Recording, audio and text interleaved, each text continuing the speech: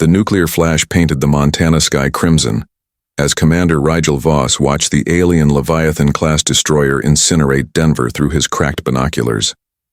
3 years since the Vexthani Dominion had arrived with their obsidian ships and energy weapons that turned cities to glass, and humanity was down to its last desperate gambit.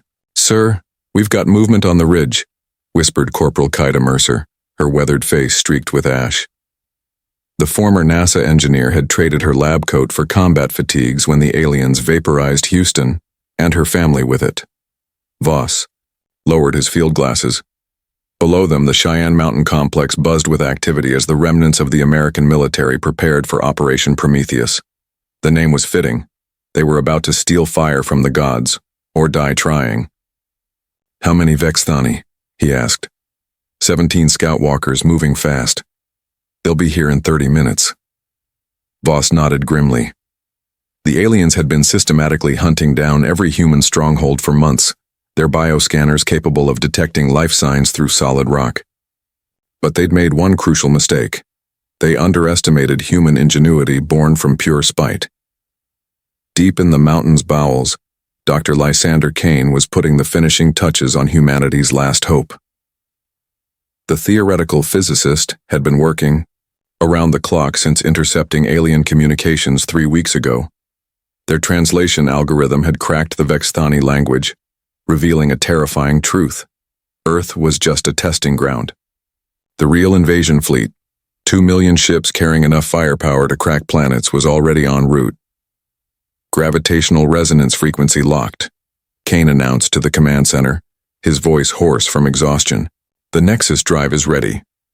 General Petra Holloway, the highest-ranking officer still alive, studied the readings on her tablet. The device before them looked deceptively simple, a crystalline core surrounded by quantum processors, all powered by the mountain's geothermal generators. But this machine could theoretically tear holes in space-time itself. "Remind me again why this won't kill us all?" she asked. Kane adjusted his glasses. "Because the Vexthani Mothership's own gravitational field will contain the reaction. We're essentially turning their largest vessel into a massive gravity bomb." The mountain shuddered as alien weapons began pounding the external defenses. Voss checked his watch. 15 minutes until the scouts reached the main entrance. Once they breached the outer perimeter, it would be over. "Lieutenant Commander Nix Reeves reporting for duty," announced a voice from the entrance. The former Navy SEAL had arrived with the last surviving members of Delta Force, their armor scorched from running the alien gauntlet. "Reeves, I need you." "To buy us time," Voss said. "The Nexus drive needs 12 minutes to charge and we've got company coming." Reeves nodded, checking her plasma rifle, a weapon reverse-engineered from captured Vexthani technology. "Sir, with respect, we're not just buying time, we're buying humanity's future." As the first alien war cries echoed through the mountain corridors, Kane initiated the charging sequence. The crystalline core began to pulse with ethereal light, its harmonic frequency matching the gravitational signature of the massive mothership orbiting Earth. The Vexthani had come to harvest humanity's potential. They were about to learn that potential included the capacity for magnificent destruction. The Vexthani scoutwalkers crashed through the mountain's outer defenses like metallic tsunamis, their 6-legged chassis adapting to the rocky terrain with disturbing fluidity. Lieutenant Commander Reeves dove behind a concrete barrier as energy bolts superheated the air around her position. "Contact left," she shouted into her comm. Sergeant Major Knox Harrington, a grizzled veteran of the Syrian conflict, returned fire with his modified plasma cannon.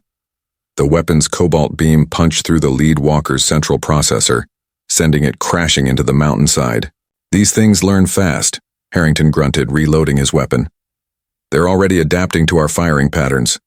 Reeves observed the alien scout's movement through her tactical display.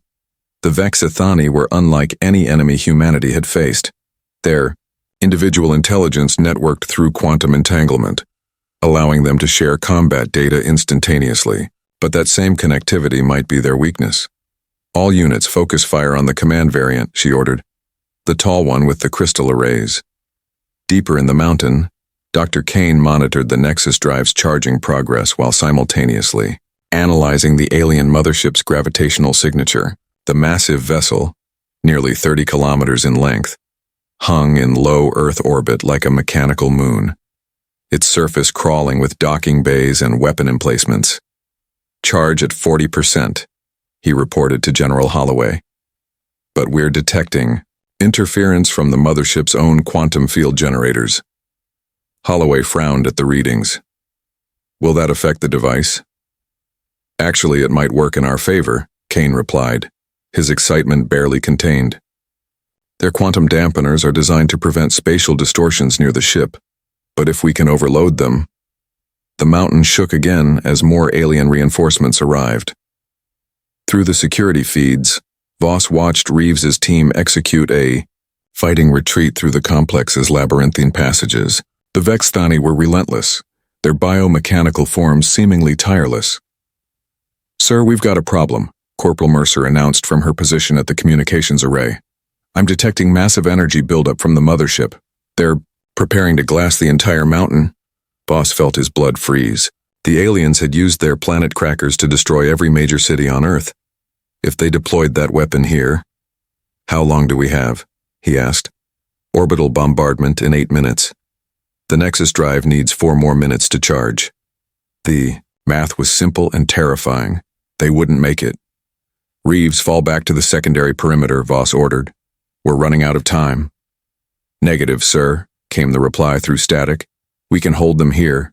Just get that device online." In the depths of the mountain, Kane made a desperate decision. "General, I'm going to bypass the safety protocols.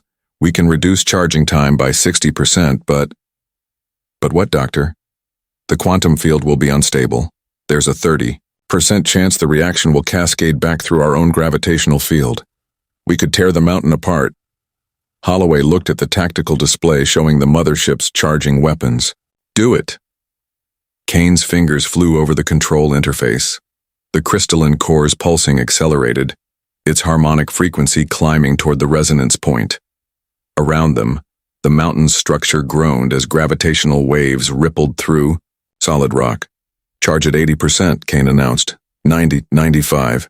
The alien scouts finally breached the secondary perimeter, their energy weapons carving through reinforced blast doors like paper. Reeves and her team made their last stand in the command center's antechamber, plasma bolts lighting up the corridor like a deadly aurora. 100% charge achieved, Kane declared, his voice barely audible over the chaos. "Nexus drive ready for activation." General Holloway's hand hovered over the firing control. Through the mountain sensors, she could see the mothership's main weapon beginning its final charging sequence. In 90 seconds, everything humanity had built would be reduced to molten slag. "For every human who ever looked up at the stars and dreamed," she whispered, and pressed the button. The Nexus drive activated with a sound like reality tearing apart. The crystalline core erupted in blinding light as gravitational waves propagated through the quantum field, racing toward the Vexthani mothership at the speed of thought. For a moment, everything in the mountain went silent. Even the alien scouts stopped their advance, their sensors detecting something beyond their understanding.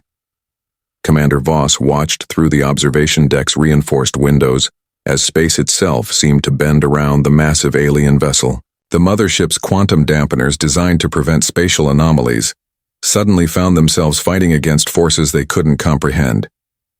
"Gravitational resonance established," Dr. Kane reported, his voice tight with concentration. "The mothership's own mass is amplifying the effect." 30 kilometers above, the Vexthani crew aboard their flagship experienced something their species had never encountered: panic. Fleet Commander Krixaval, a being of pure logic and calculated aggression, watched his ship's structural integrity readings plummet as gravitational waves tore through the vessel's neutronium hull. "Impossible," he hissed through his translator. "The humans lacked the technology for gravitational manipulation." His chief science officer, a spindly creature designated Velthera, studied the quantum readings with growing alarm. "Sir, they're not manipulating gravity. They're turning our own gravitational field against us. The resonance frequency is causing a cascade failure in our quantum matrix." The mothership's lights flickered as its power systems struggled to compensate for the gravitational distortions. Across the vessel's length, structural beams began to warp under impossible stresses. The humans had somehow weaponized physics itself. Back in the mountain, the Vexthani scouts suddenly ceased their attack. Their networked intelligence had received emergency commands from the Mothership. All forces were needed to evacuate the doomed vessel. The mechanical warriors turned and fled, their six-legged forms skittering through the corridors with desperate haste. "They're retreating," Reeves reported, her voice filled with disbelief. "All contacts are withdrawing." But Voss kept his eyes on the sky, watching as the massive alien ship began to buckle under the Nexus Drive's assault. The mothership's hull was developing visible cracks and debris was beginning to fall toward Earth's atmosphere. "Dr. Kane," he called out, "are we going to have a problem with that thing coming down?" Kane was monitoring the gravitational readings with growing excitement. "Actually, sir, I think we're about to witness something unprecedented. The mothership's quantum field is collapsing in on itself." The physicist's prediction proved accurate. As the gravitational waves reached critical resonance, the mothership's own mass began working against it. The vessel's quantum containment systems, designed to prevent spatial distortions, instead created a feedback loop that amplified the Nexus Drive's effect. "It's beautiful," whispered Corporal Mercer, watching through the observation deck, "like watching a star die." The mothership's death throes were indeed spectacular. As its gravitational field collapsed, the massive vessel began to fold in on itself, its 30-kilometer length compressing into an ever smaller space. The laws of physics, bent beyond their breaking point, finally snapped back with devastating force. The implosion was visible from Earth's surface as a brilliant flash of light, followed by a shock wave that rippled through the upper atmosphere. When the light faded, nothing remained of the Vexthani flagship but a slowly expanding cloud of exotic particles. "Mothership destroyed," General Holloway announced, her voice carrying across the mountain's intercom system. "Repeat, the alien mothership has been destroyed." Cheers erupted throughout the complex, but Voss remained focused on the bigger picture. The mothership was gone, but the Vexthani had mentioned an invasion fleet, 2 million ships carrying enough firepower to crack planets. "Doctor," he said quietly, "can we do this again?" Kane looked up from his instruments, his face pale with exhaustion. "The Nexus Drive is completely drained. It would take months to rebuild the quantum matrix, and we'd need another gravitational target of sufficient mass. How long until that invasion fleet arrives?" "Based on the intercepted communications, approximately 6 months." Voss nodded grimly. 6 months to prepare for a war that would determine humanity's survival. But they'd already proven something important. The Vexthani weren't invincible. They could be surprised, they could be defeated, and they could be destroyed. The first battle was won, but the real war was just beginning. 3 days after the mothership's destruction, the cleanup began. Debris from the alien vessel rained down across the continental United States, providing humanity with its first opportunity to study Vexthani technology up close. Dr. Kane had barely slept, coordinating recovery teams across 17 states while simultaneously analyzing the quantum data from the Nexus Drive's activation. "General, you need to see this," he said, bursting into Holloway's temporary command center. The facility had been relocated to a secure bunker in Colorado Springs after the mountain sustained structural damage from the gravitational waves. Holloway looked up from her intelligence briefings. "What is it, Doctor?" Kane activated the holographic display, showing a 3-dimensional map of the local galaxy. The debris from the mothership contained their navigation logs. The Vexthani didn't just come from another star system. They came from another galaxy entirely. The revelation sent shockwaves through the assembled officers. Commander Voss stepped closer to the display, studying the alien trajectory data. "How is that possible? The distances involved. They're using quantum tunneling on a massive scale," Kane explained. "Their ships can create temporary wormholes through space-time. That's how they traveled here so quickly, and it's how their invasion fleet will arrive." General Holloway absorbed this information with growing unease. "Can we detect these wormholes?" "Better than that," Kane replied, his excitement breaking through his exhaustion. We can predict them. The Vexathani quantum signatures create detectable distortions in the cosmic background radiation. I've already identified 3 potential arrival points. While the scientists worked to decode alien technology, Lieutenant Commander Reeves was leading a different kind of mission.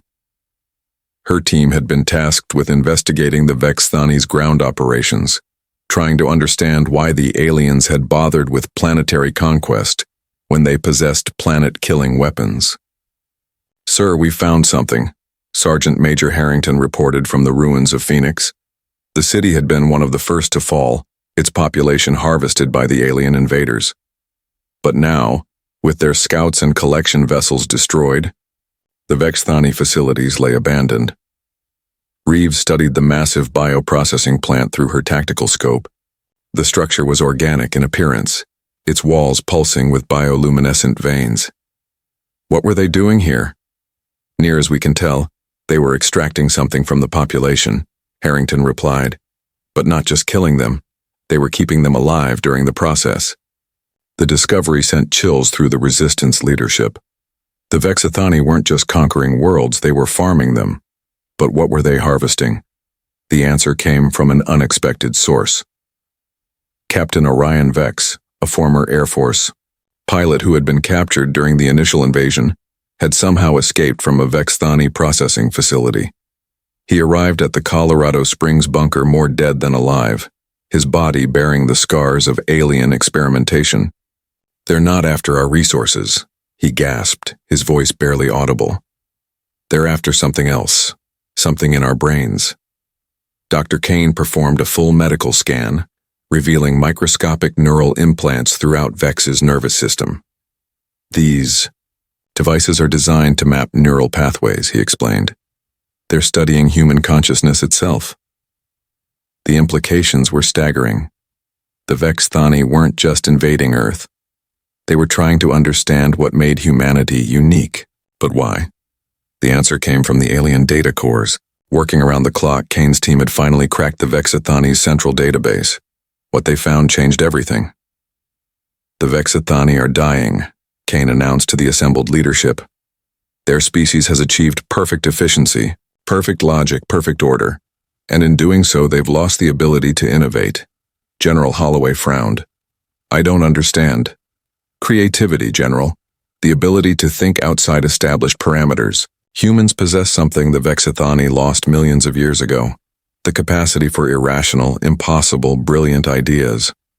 The pieces fell into place. The Nexus drive itself was proof of human ingenuity. A weapon that shouldn't have worked, according to conventional physics, but did because humans refused to accept the impossible. "They're not here to conquer us," Voss realized. "They're here to steal our imagination." "Exactly," Kane confirmed. "But there's more. The invasion fleet isn't just coming to Earth. They're visiting every world where they've detected creative intelligence.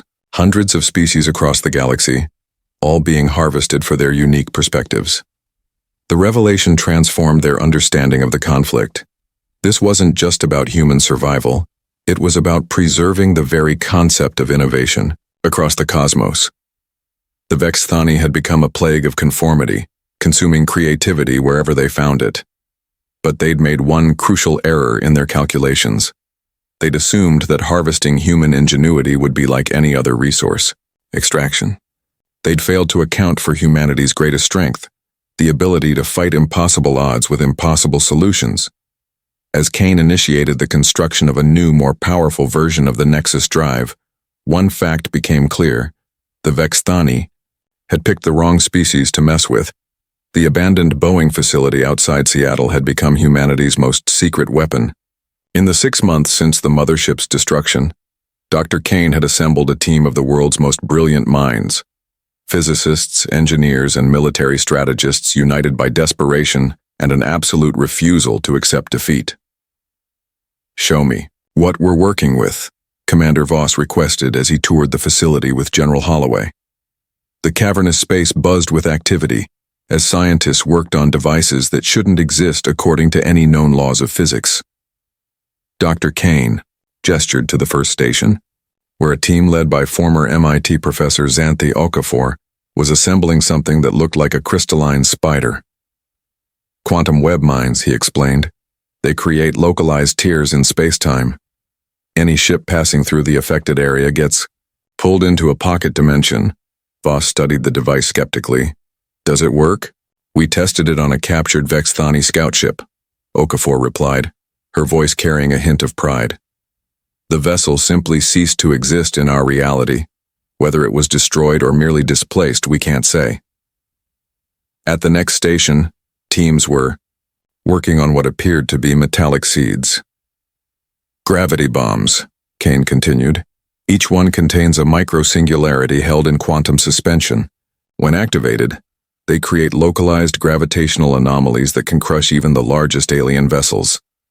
The tour continued through a catalog of impossible weapons, temporal displacement cannons that could age enemy ships to dust in seconds, probability scramblers that made it statistically impossible for alien weapons to hit their targets, reality anchors that prevented the Vexthani from opening their quantum tunnels.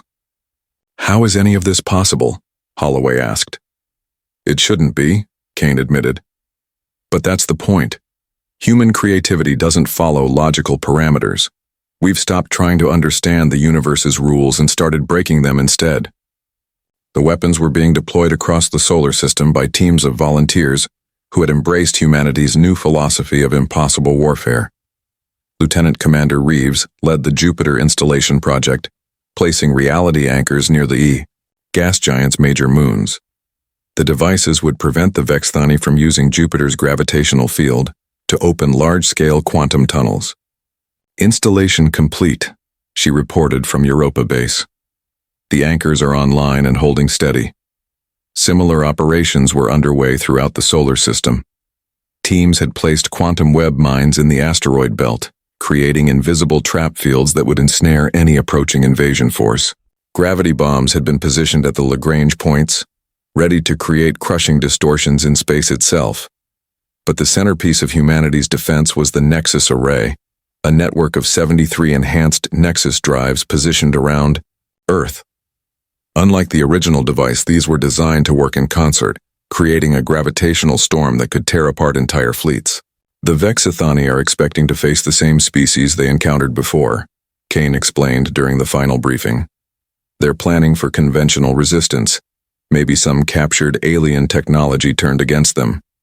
They're not prepared for weapons that violate causality itself. Captain Vex, still recovering from his ordeal but insisting on participating in the defense, had become humanity's expert on Vexthani psychology. Their strength is also their weakness, he said. They can't adapt to truly irrational tactics, because their networked intelligence filters out impossible scenarios. How do we know they're coming? Asked Corporal Mercer, who had been promoted to intelligence coordinator. Because we invited them, Kane replied with a grim smile. 3 days ago, we activated a beacon using modified Vexthani technology. As far as they know, Earth's population has been successfully harvested and is ready for collection by the main fleet. The audacity of the plan was breathtaking. Rather than hiding from the invasion force, humanity had actively summoned it. The Vexthani would arrive expecting to find a conquered world and a few scattered resistance fighters. Instead, they would face an entire species that had weaponized impossibility itself. Detection network is showing massive quantum distortions at the edge of the system, announced Sergeant Major Harrington from the command center. Looks like we're about to have company. Through the facility's reinforced windows, Voss could see the night sky beginning to shimmer with unnatural light. The Vexthani were opening their quantum tunnels, preparing to bring their entire invasion fleet into the solar system. All stations, this is General Holloway, came the announcement over the intercom. The Vexthani invasion force is beginning to arrive. Remember, we're not just fighting for Earth. We're fighting for the right of every species in the universe to think impossible thoughts and dream impossible dreams. As the first alien vessels began materializing in the darkness between the stars, humanity prepared to teach the Vexthani a lesson they would never forget. Never underestimate a species stupid enough to weaponize physics itself. The Vexthani. Invasion fleet materialized in the outer solar system, like a swarm of metallic locusts. 2 million vessels of various sizes, from nimble fighters to planet crackers that dwarfed Earth's moon. Fleet Admiral Keth Marin, commanding from the flagship Dominion's Edge, observed the tactical display with satisfaction. The human homeworld appeared defenseless, exactly as the harvesting reports had indicated. "Begin planetary approach," he commanded through the neural link. "Maintain standard formation. This should be a simple collection operation." The first surprise came as the lead elements entered the asteroid belt. The quantum web mines, invisible to conventional sensors, activated without warning. Entire squadrons of Vexthani vessels simply vanished, pulled into pocket dimensions where the laws of physics had been rewritten by human ingenuity. "Admiral, we're losing contact with forward elements," reported the tactical coordinator. "Cuz unknown." Before Kethmarin could respond, the gravity bombs detonated throughout the fleet's formation. Micro-singularities bloomed like deadly flowers, their gravitational fields crushing ships that had survived the destruction of entire star systems. The perfectly ordered Vexthani battle lines dissolved into chaos as vessels were pulled from their positions by impossible forces. "This is impossible," Kethmarin declared, his biomechanical form trembling with something his species had nearly forgotten: fear. The humans lack the technology for spatial manipulation on this scale. His science officer, a creature that had once been proud of its logical perfection, studied the readings with growing panic. "Sir, these weapons don't follow any known physical laws. They're operating on principles that shouldn't exist." On Europa base, Lieutenant Commander Reeves watched the battle unfold through the Jupiter Defense Network sensors. "Reality anchors are holding steady," she reported to Earth Command. "The aliens can't open any new quantum tunnels. They're trapped in normal space." The Vexthani fleet, reduced to less than half its original size, pressed forward toward Earth. Their adaptive algorithms were struggling to process the nature of humanity's weapons. How do you counter a device that makes your targeting systems statistically unable to lock onto enemy vessels? How do you defend against weapons that age your hull to dust in seconds? "All remaining vessels, concentrate fire on the human homeworld," Kethmarin ordered. "Ignore the defensive systems. We'll glass the planet from orbit." But as the surviving ships approached Earth, they encountered humanity's final surprise, the Nexus Array. 73 enhanced gravitational disruptors activated simultaneously, creating a storm of spatial distortions that turned the inner solar system into a maze of twisted spacetime. Dr. Kane watched from the Seattle facility as his impossible weapons tore through the alien fleet. "Nexus Array at full power," he announced. "The gravitational field is coherent and stable." The effect was devastating. The Vexthani vessels, designed for precise formation, flying, and coordinated tactics, found themselves scattered across folded space. Ships that had been traveling in perfect formation suddenly discovered they were separated by millions of kilometers, their quantum communication systems disrupted by the chaotic gravitational fields. "This is Admiral Kethmarin to all remaining vessels, Psych," came the desperate broadcast. "Retreat to minimum safe distance. Initiate quantum tunnel formation." But the reality anchors held firm. The Vexthani couldn't escape, couldn't call for reinforcements, couldn't even communicate effectively with their distant homeworld. They were trapped in a system where the rules of physics had been rewritten by a species that refused to accept limitations. The final battle was fought not in space, but in the realm of pure impossibility. The surviving Vexthani vessels, their crews driven to desperation, attempted to ram Earth directly. They met the probability scramblers, devices that made it statistically impossible for enemy weapons to function correctly, but which also made it impossible for the alien ships to complete their suicidal attacks. "Vexthani fleet strength now at less than 3%, reported Corporal Mercer from the command center. "Remaining vessels are showing signs of systems failure." Commander Voss stood on the observation deck, watching as the last of the alien ships drifted powerlessly through the twisted space around Earth. "Send a message to the surviving vessels," he ordered. "Tell them we're prepared to accept their surrender." The response came from Admiral Kethmarin himself, his voice carrying across the communication channels in broken English. How did you do this?" Your species lacks the scientific foundation for such weapons. That's where you're wrong, Voss replied. We don't have the scientific foundation. We never did. But we built them anyway, because sometimes the impossible is the only option left.